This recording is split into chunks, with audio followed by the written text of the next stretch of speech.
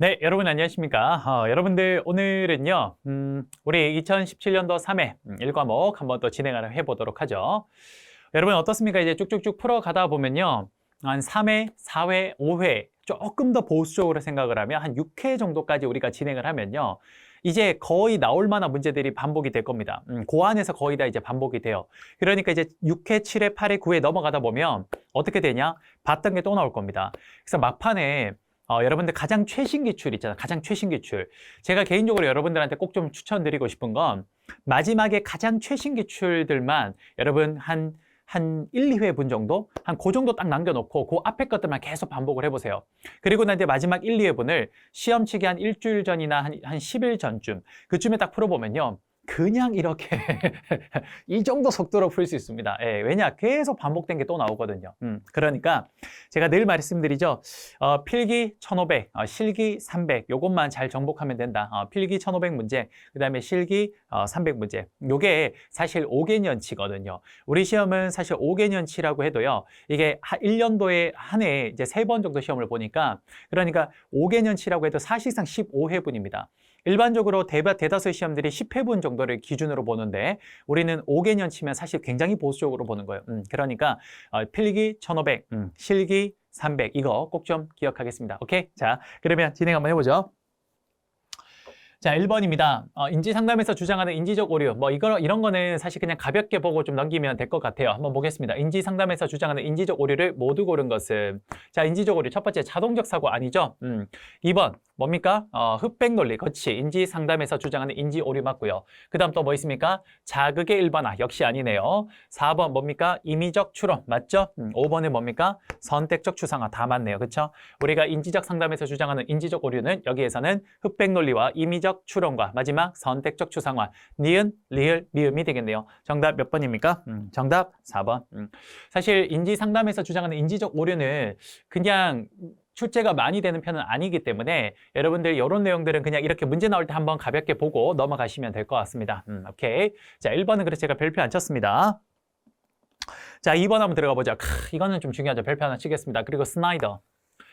사실 스나이더는요, 지금 이 문제도 중요하긴 합니다만 사실 이것보다 스나이더는 좀 다른 문제들이 더 많아요. 그래서 우선 2번 문제는 제가 별표 칠게요. 별표 치고 일단 문제를 풀긴 하겠습니다만 제가 뒤쪽 갔을 때 스나이더에 관련된 문제들을 한번 정리할게요. 그렇게 해서 스나이더라고 했을 때 나오는 것들이 몇 개 있거든요. 그래서 그걸 한번 정리하도록 하겠습니다. 이 문제에서 아니라 뒤쪽에서 정리할게요. 뒤쪽에서. 자, 보겠습니다.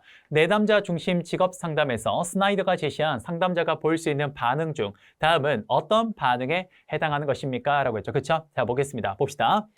상담자가 내담자의 생각을 변화시키려 시도하거나 내담자의 생각에 상담자의 가치를 주입한다. 야, 여기 핵심 키워드가 있네요. 뭡니까? 내담자의 뭡니까? 자, 내담자의 생각에 뭡니까? 상담자의 가치를 주입한대요. 이게 핵심 키워드죠. 이게 뭡니까? 그렇죠. 그들의 생각에 상담자의 가치관을 거기다 뭐 하는 겁니까? 그렇죠. 주입하는 거니까. 이게 뭐 하는 겁니까? 지시적으로 뭔가 상담하는 거죠. 그렇죠? 우리가 지시적이라는 건 명확하게 상담자가 무언가를 탁 이렇게 알려주는 거 아닙니까? 그렇죠? 그래서 이건 정답 뭡니까? 오케이. 지시적 상담 범주가 되겠네요. 정답 몇 번? 2번 되겠습니다. 하나 체크합시다. 내담자의 생각에 상담자의 가치를 주입한다라는 게 뭡니까? 그렇죠. 정확하게 무언가를 알려주는 거니까 지시적 상담 범주라고 보시면 되겠네요. 됐습니까?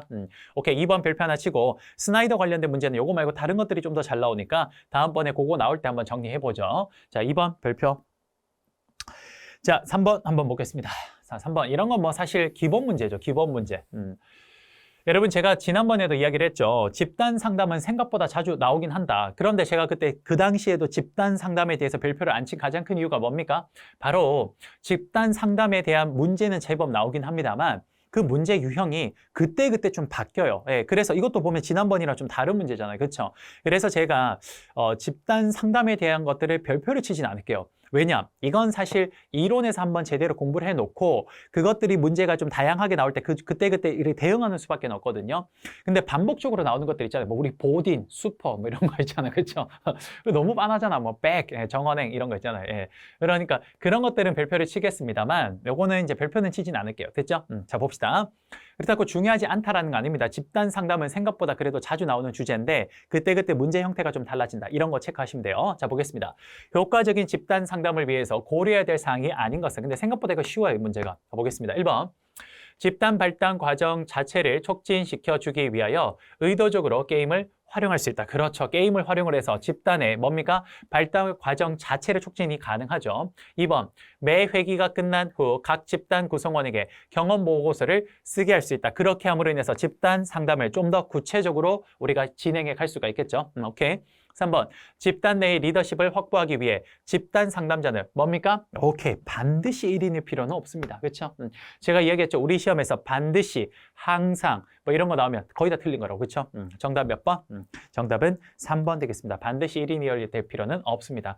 4번, 집단 상담 장소는 가능하면 신체 활동이 자유로운 크기가 좋다. 그렇죠. 정답 몇 번입니까? 3번이 틀린 말이 되겠습니다. 됐습니까? 오케이. 별표는 치지 않겠습니다. 그 다음 4번, 역시 직업상담 목적입니다. 직업상담 목적도 제법 자주 나오는 문제이긴 합니다만 역시나 집단 상담처럼 문제 패턴 자체가 뭔가 탁 정해져 있다라고 보긴 힘들어서 역시 별표를 치진 않을게요. 그렇지만 쉽게 풀 수 있습니다. 보겠습니다. 집단 상담의 목적과 가장 거리가 먼 것을 물었습니다. 그쵸? 자, 한번 해보도록 할게요. 1번, 내담자가 이미 잠정적으로 선택한 진로 결정을 확고하게 해주는 것이다. 그렇죠. 여러분, 우리 내담자가 사실 뭘 잘 몰라서 내가 도대체 뭘 해야 될지 몰라서 상담을 하러, 직업 상담을 하러 오기도 합니다만 제가 지난번에도 한번 이야기를 했죠. 뭐라 그랬습니까? 내담자가 이미 내가 무언가를 선택을 했죠. 근데 그거에 대한 확신이 부족을 해서 그래서 뭔가 전문가로부터 무언가 확인을 받고 싶어서 오는 경우도 있지 않습니까? 그렇죠? 그래요. 그래서 내담자가 이미 잠정적으로 선택한 진로 결정을 뭐합니까? 상담사가 확고하게 해주는 것들이 직업 상담의 그렇습니다. 목적 중에 하나가 충분히 됩니다. 그렇죠? 2번 볼게요. 개인의 직업 목표를 명확하게 해주는 과정이다. 그렇습니다. 개인이 직업에 대한 목표가 없을 때, 그랬을 때 상담을 통해서 직업의 목표가 무엇인지를 굉장히 클리어하게 만들어주는 것 역시 직업 상담의 아주 중요한 목적이 되겠죠. 맞네요. 3번, 내담자가 자기 자신과 직업 세계에 대해서 알지 못했던 사실을, 그렇죠. 그런 것들을 상담을 통해서 내가 의외로 이런 부분이 좀 강점이 있구나. 내가 여지껏 무의식적으로 부인을 해왔으나 내가 이런 부분들이 굉장히 뭔가 부족한 부분이 있었구나. 이런 것들을 상담을 통해서 스스로 깨닫게 만들어주는 것 역시 직업 상담의 아주 중요한 목적입니다. 그렇죠? 맞네요. 4번, 내담자가 그러니까 이게 쉽다는 거예요. 누가 봐도 틀린 거 아닙니까? 자, 봅시다. 4번, 내담자가 최대한 고소득 직업을 선택으로 넘는 것이다. 몇 번입니까? 정답 4번. 물론 현실에서는 참 중요한 이야기죠. 그래요. 물론 정말 현실에서는 고소득 직업을 갖는 건 참 중요합니다. 그렇죠? 하지만 우리는 이건 좀 아니죠. 그래요. 정답 4번 됐죠? 자, 별표는 치지 않겠습니다. 자, 5번 한번 봅시다. 포괄적 직업 상담에서 봅시다. 자, 볼게요. 포괄적 직업 상담에서 초기, 중기, 마지막 단계 중 중간 단계 주로 사용하는 접근법 뭡니까? 그렇죠. 정신 역동적 접근법이죠. 정답 몇 번입니까? 2번. 이런 건 뭐 간단하게 체크하고 넘어갈게요. 됐습니다. 자, 그다음에 6번 들어가 보죠. 6번. 자, 별표 크게 하나 치겠습니다. 이거 진짜 시험에 자주 나와요. 진짜 시험에 자주 나와요. 자, 생애 진로사 부분에서 전형적인 하루, 지난번에 했죠? 자, 전형적인 하루 동안 검토되어야 될 성격 차원으로 옳은 것은 뭡니까? 이거 진짜 시험에 자주 나와요. 뭡니까? 독립적인지 의존적인지. 정답 몇 번? 정답 3번이 됩니다. 자, 요거 말고도요, 여러분, 우리가 전형적인 하루 동안에 검토해야 될 게 의존적, 독립적 말고도 하나 더 있는데 이거 하나 체크합시다. 뭐냐면요. 자발적, 체계적. 자, 우리가 시험에서는 거의 뭐로 나오냐면요. 자, 이거 별표 크게 쳐야 돼요. 생애 진로 사정 나왔을 때 전형적인 하루입니다. 전형적인 하루. 전형적인 하루라는 키워드가 딱 나왔을 때 이때 우리가 검토되어야 될 성격 차원으로는요. 의존적, 독립적, 요게 시험에 보기 답안으로는 제일 많이 나왔습니다. 근데 가끔 최근에 걸 보면 이 자발적, 체계적도 나오고 있기 때문에 요것도 하나 체크할게요. 오케이? 그래요. 전형적 하루 동안 검토되어야 될 성격 차원을 의존적이냐, 독립적이냐, 혹은 자발적이냐, 체계적이냐 요거까지 체크하도록 하겠습니다. 별표 크게 하나 치죠. 아주 자주 나올 겁니다. 됐습니까? 자, 그 다음 7번. 직업 상담 시 흥미 사정의 목적 보겠습니다. 자, 직업 상담 시 흥미 사정의 목적과 가장 거리가 먼 것은 흥미 사정의 목적입니다. 그쵸? 자, 보겠습니다. 보기 1번. 여가 선호와 직업 선호를 구별하는 거. 오케이, 맞죠? 여가 선호와 직업 선호 구별하는 거. 우리가 이거 줄여서 그냥 직업 선호 구별하는 거라고 이야기를 하죠. 두 번째, 직업 탐색 조장하기. 오케이, 요것도 맞네요. 3번에 직업 교육상 불만족 원인을 규명한다. 이것도 맞는 말이죠. 4번에 기술과 능력 범위 탐색하기는 직업 상담 시 흥미 사정의 목적으로 보기에는 어렵네요. 정답 몇 번? 4번. 오케이. 자, 여기까지 했고요. 그다음 8번. 자, 8번. 역시 별표 하나 치겠습니다. 8번. 아까 7번은 별표 안 쳤죠? 오케이, 8번 별표 치겠습니다. 여러분, 우리 사이버 직업 상담이라는 건 뭡니까? 주로 어떤 식인 거죠? 우리가 이제 인터넷이나 이런 뭡니까? 사이버 공간에서 우리가 이제 그 상담을 진행을 하는 건데, 이 사이버 직업 상담의 가장 큰 특징 중에 하나가 주로 서면으로 이루어집니다. 이렇게 글이나 이런 것들로 많이 이루어져요. 그러니까 뭐 이메일 같은 형태 이런 식으로. 그렇죠? 그러다 보니까 사이버 직업 상담의 좋은 장점 중에 하나는 뭐냐? 어쨌든 그 사람의 익명 같은 게 보장이 좀 되다 보니까 아무래도 상담자 입장에서는 자신의 익명성이 보장이 되니까 조금 더 자기를 쉽게 오픈할 수 있겠죠. 이런 건 굉장한 장점입니다. 그렇죠? 하지만 단점은 여러분 우리가 서면으로 사람과 상담을 하게 되면요. 대면에서 받을 수 있는 어떤 정보보다는 좀 불충분한 정보를 갖게 됩니다. 그렇죠? 여러분 보세요. 여러분들이 우리가 시험을 공부할 때도요. 사실 우리 교과서, 우리 그 교재 가지고 공부해도 되거든요. 왜? 그 밑에 전부 다 해설까지 달려 있으니까. 그런데 거기에 문제점은 뭐냐? 서면의 가장 큰 문제점은 거기에서 내가 무엇이 중요한지 안 중요한지를 그걸 사실 서면에서는 읽어낼 수가 없습니다. 그렇죠? 하지만 강의를 들으면 제가 이렇게 이야기를 하죠. 자, 여러분 이런 것들은 뭐 그냥 가볍게 보시면 되고요. 자, 이제 중요할 때 뭡니까? 막 이러면서 제가 긴장감 있게 설명을 하지 않습니까? 그렇죠? 그러니까 대면 혹은 이 말로 했을 때 가장 큰 장점은요. 무엇이 중요하고 무엇이 중요하지 않은지 혹은 소위 말하는 뉘앙스라는 것들을 우리가 체크할 수 있습니다. 맞습니까? 그래요. 그런 것들이 이제 사이버 상담에서는 좀 어렵다라는 거죠. 그렇죠? 이런 장단점. 그러니까 사이버의 장점, 사이버 직업 상담의 장점과 단점은요. 우리 이론서에 잘 정리가 되어 있는데 사실 잘 읽어보면 대체적으로 이런 느낌입니다. 이해되십니까? 오케이. 자, 그럼 볼게요. 별표 칩시다. 사이버 직업 상담의 장점이 아닌 것은 자, 틀린 거 물었습니다. 진행해 볼게요. 1번. 개인의 지위, 연령, 신분, 권력 등을 짐작할 수 있는 사회적 단서가 제공되지 않으므로 제가 뭐라 그랬죠? 오케이, 익명성이 어느 정도 보장이 되기 때문에 전달되는 내용 자체에 많은 주의를 기울이고 의미를 부여할 수 있다. 그렇습니다. 소위 말해서 익명성이 보장되니까 내담자 역시도 뭡니까? 지금 내담자 역시도 좀 오픈하기가 쉽고요. 그 다음에 상담을 하는 사람 역시도 이 사람에 대한 편견이 없는 거죠. 편견이. 그러니까 좀 더 객관적으로 그 사람을 평가할 수 있는 거 아니겠습니까? 그렇죠? 우리가 그 사람이 예를 들어서 뭐 의사다. 혹은 뭐 예를 들어서 뭐 변호사다. 이런 직업적인 걸 알게 되면 나름 그거에 대한 편견이 있거든요. 그렇죠? 근데 그거 없이 볼 수 있다라는 거 아닙니까? 그렇죠? 맞네요. 2번, 내담자의 자발적 참여로 상담이 진행되는 경우가 대면 상담에 비해 압도적으로 많겠죠. 그렇죠? 그래서 내담자들이 문제 해결에 대한 동기가 굉장히 높다고 할 수 있습니다. 그렇죠? 장점에 해당되죠. 3번, 내담자 자신의 정보가 제한되며 상담의 저항 같은 것에 영향을 받지 않아 상담을 쉽게 마무리할 수 있다. 여러분, 내담자 자신의 정보가 제한된다. 이런 것도 맞고요. 뭐 상담의 저항 같은 것에 영향을 좀 적게 받는 것도 맞는데 그러다 보니까 제가 뭐라 그랬죠? 대면 상담에서 받을 수 있는 그런 뉘앙스나 여러 가지 아주 디테일한 정보를 우리가 사이버 상담에서는 서면 위주로 진행을 하다 보니 그런 것들의 정보를 어떻습니까? 그렇죠. 받기가 어렵습니다. 그러니까 어떻습니까? 그렇지. 이 상담이 생각보다 쉽게 종결되기가 어려워요. 상담이 쉽게 종결이 되려면 정보의 양이 많이 받아줘야 되는데 그게 안 된다는 거잖아. 그치? 그래서 상담을 쉽게 마무리할 수 있다라는 이 부분이 틀렸네요. 그쵸? 정답은 3번이 틀린 말이 되겠습니다.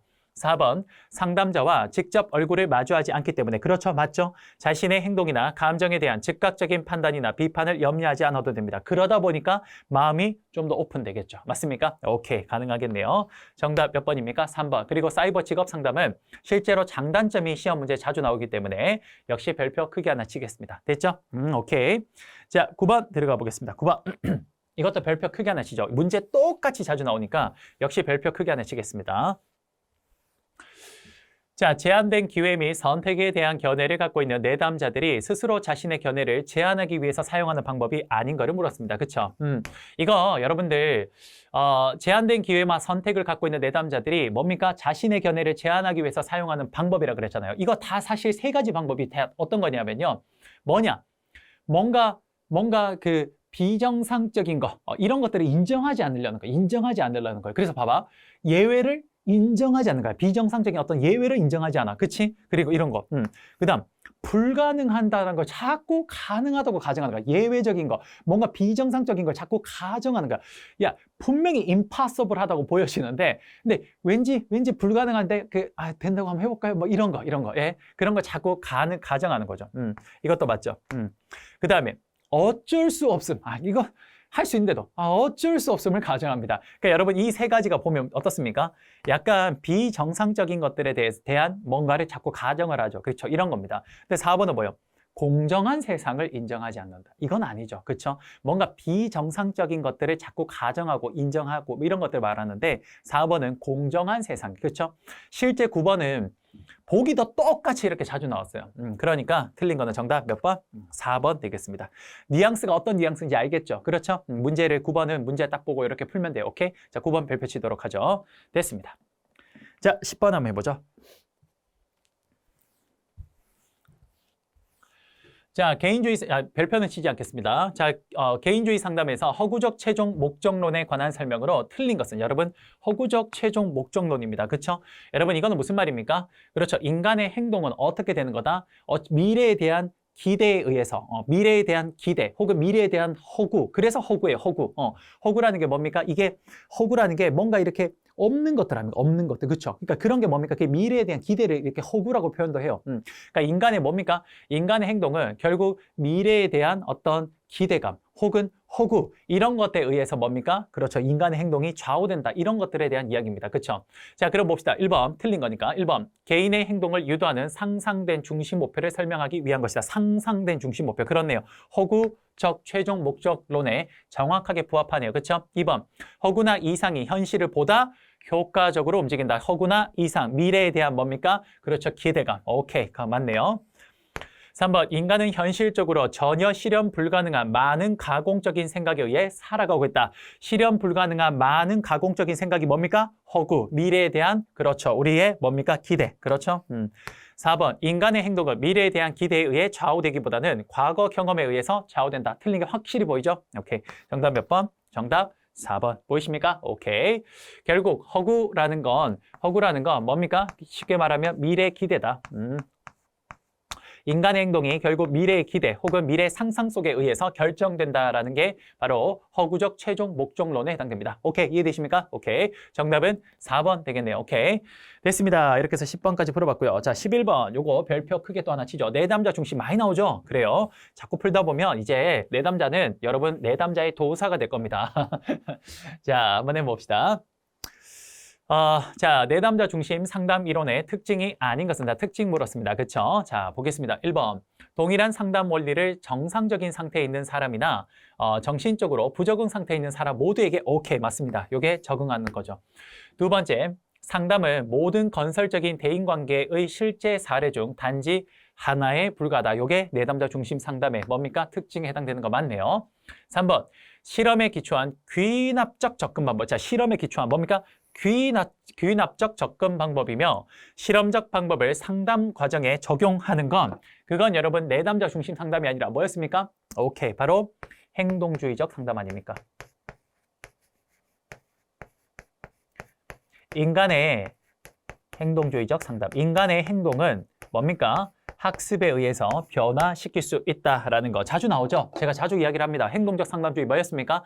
파블로프의 개 실험에 의한 고전적 조건 형성과 뭡니까? 스키너의 쥐 실험. 그렇죠. 뭐 이런 것들이 전부 다 행동주의적 상담의 아주 근간이 되는 이론들 아닙니까? 정답 몇 번? 오케이, 정답은 3번 되겠습니다. 내담자 중심 상담 이론이 아니라 행동주의적 상담의 특징이다. 4번 상담의 과정과 그 결과에 대한 연구조사를 통해서 오케이 개발되어 왔습니다. 오케이 정답 몇 번입니까? 오케이 3번 되겠습니다. 이해되십니까? 오케이 이거는 가볍게 하나 체크하고 별표 하나 치겠습니다. 됐죠? 자 12번 역시 별표 하나 치죠. 아주 잘 나오는 거죠. 자 윌리엄스 자 보겠습니다. 윌리엄슨 직업 상담의 문제 유형 중에서 윌리엄슨의 분류 중 직업 무선택에 해당하는 것은 자 여러분 우리 직업 무선택 혹은 이거 다른 말로 뭐라고 합니까? 진로 무선택이라고 하죠. 진로 무선택 뭐였습니까? 이런 거죠. 우리가 어떤 정규 교육 과정이나 혹은 그런 교육 훈련 과정을 전부 다 이수했음에도 불구하고 내가 뭡니까? 그 과정 이후에 무언가 진로를 선택할 함에 있어서 도대체 내가 뭘 해야 될지 모르는 거죠. 그게 뭡니까? 그게 진로 무선택 아닙니까? 그러니까 결국 지금 제가 설명드린 그 개념이 여기 나오면 되는 거 아니에요. 그렇죠? 진로 무선택이 그거죠. 자, 보겠습니다. 1번, 직업을 선택하긴 하였으나 아니죠. 직업을 선택하긴 하였으나가 아니라 내가 지금 교육과 어떤 그런 교육 과정을 다 끝냈는데 뭘 선택해야 될지 모르는 거니까 아직 선택한 거 아니에요. 그렇죠? 자, 2번 보겠습니다. 내담자가 직접 직업을 결정한 경험이 없거나 그렇죠. 내담자가 직접 직업을 결정한 경험이 없거나 선호하는 몇 가지의 직업이 있음에도 불구하고 어느 것을 선택해야 될지 오케이 모르겠다. 정답 몇 번? 정답 2번. 오케이. 이렇게 보시면 됩니다. 자, 사실 윌리엄슨의 이 분류 중에 직업 무선택 말고도 많죠. 여러 거 한번 정리를 좀 나중에 한번 하도록 하죠. 어쨌든 12번은 여러분들 별표 하나 쳐놓도록 하고요. 오케이.